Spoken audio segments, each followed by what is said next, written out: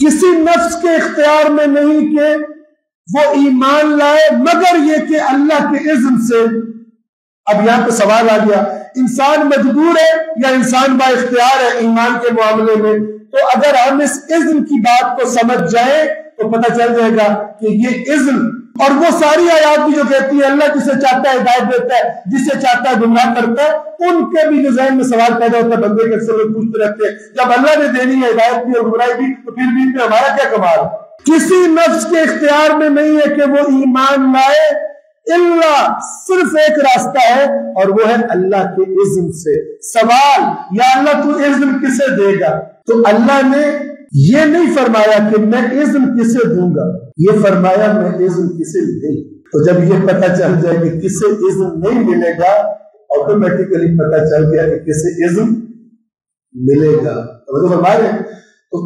لیکن یہ جو فرمایا نا کہ میں کسے اذن نہیں دوں گا، اس میں اللہ نے تھوڑی سی اپنی ان سے گویا کہ بیزاری اور غصے کا اظہار ہے۔ لفظ کیا بول رہے ہیں توجہ فرمائیں، وما كان لنفس ان تؤمن الا باذن الله ويجعل الرجس، اور اللہ رجس دے گا، ان کو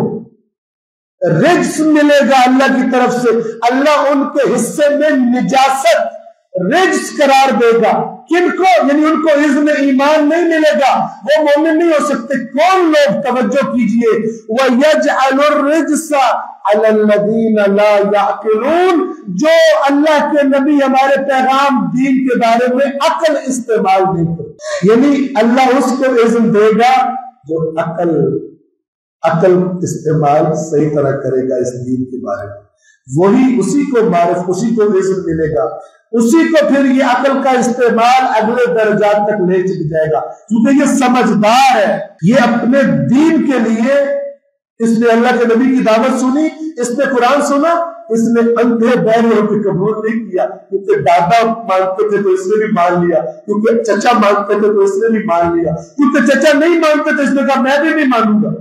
میرے دادا نہیں مانتے تھے میں کیوں مانوں، میرے دادا جیسا سیاڑا تو دنیا میں پیدا ہی موجود۔ اس قسم کی فضولیات اللہ کے آگے اللہ تعالیٰ فرماتا ہے وما كان لنفس ان تؤمن قرآن مجید،